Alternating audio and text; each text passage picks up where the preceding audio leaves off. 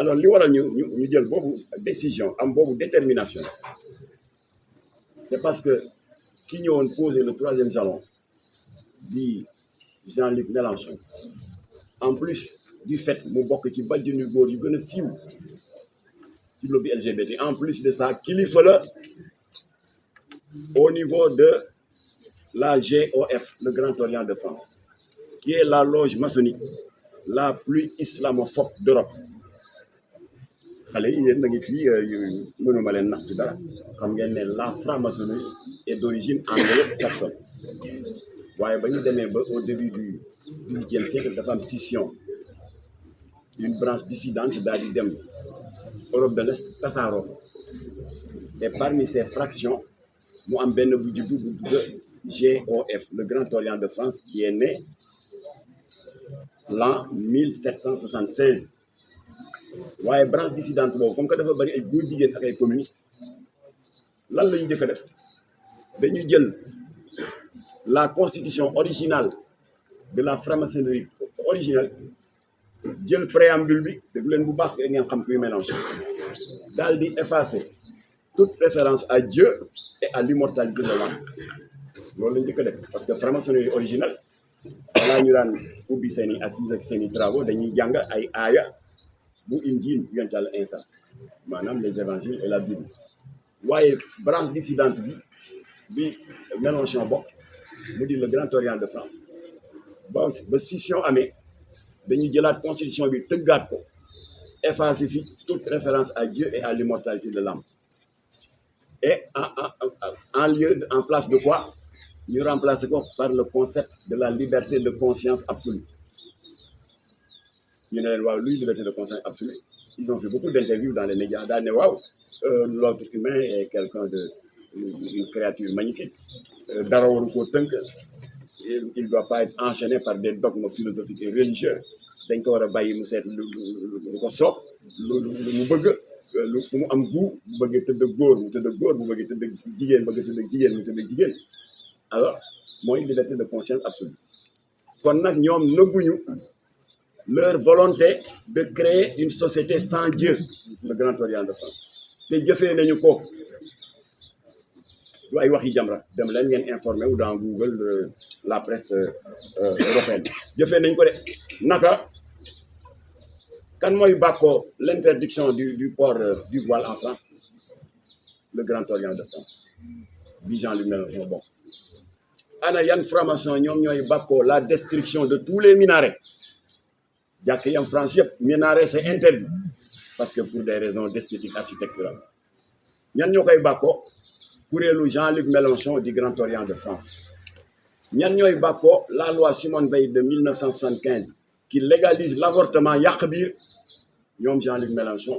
du Grand Orient de France ñan ñooy bàkkoo d'avoir tordu la main au président François Hollande ba le 17 mai 2013 ñu daal di légaliser le mariage homosexuel c'est le Grand Orient de Jean-Luc Mélenchon kooku la ñuy recevoir fii dans ce haut temple du savoir ñu ñëw intoxiqué xale yi yàq seen xol wàññi seen iman tilimal seen tawxiid leen bëgg Jamra noppi ñu noppi loolu waral nag ñoom bañ ko recevoir ku wax feeñ dans ce temple du savoir di université ñu ngi ko créé en 1959 ñaata kàngam ñoo fi jaar université formaté leen ñu nekk de brillants esprits ci wàllu politique ci wàllu économie ci wàllu culture wàllu médecine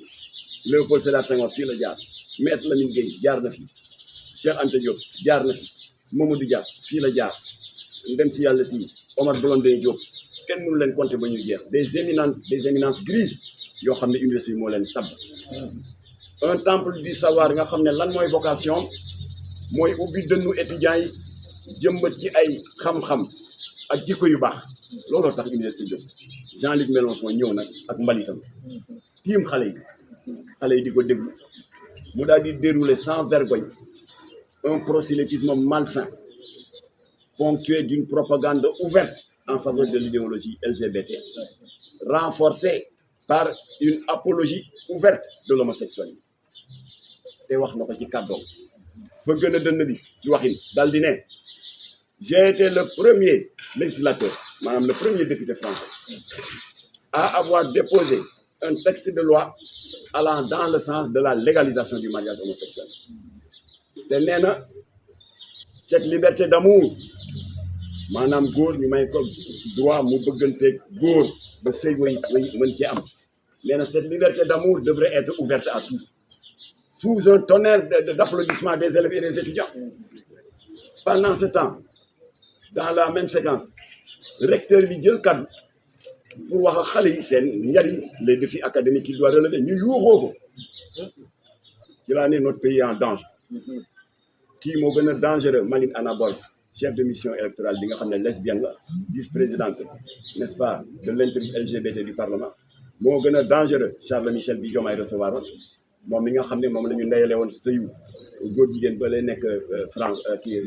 Luxembourg Xavier Bettel moo leen gën a dangereux ndax dafa bokk ci ñi nga xam ne c'est le théoricien de la construction d'une société sans Dieu qui a toujours été prôné par le Grand Orient de France dont il est un des membres éminents ku ma sa gis li tubaab buy ñëw di tagg ak di rafetal ngóor jigéen nga tàcc ko koo xam ne doomu réew mi la directeur université bi di la wax sa njariñ sa avenir les défis académiques qu'il faut relever nga yuuxoo ko le pays en danger il y a un renversement de tendance un retournement de rôle qui risque de mener notre pays à la destruction moo tax Jamra jóg te du ñu teggeti tànk mukk tànk askanu Sénégal amuñu lu ñu bëgg et je voudrais m'adresser à Jean-Luc Mélenchon ndax mu ngi ñuy dégg am na benn message bu ma recevoir sànq avant may wàcc benn waaye ne mu nga toog am na ko ku koy firi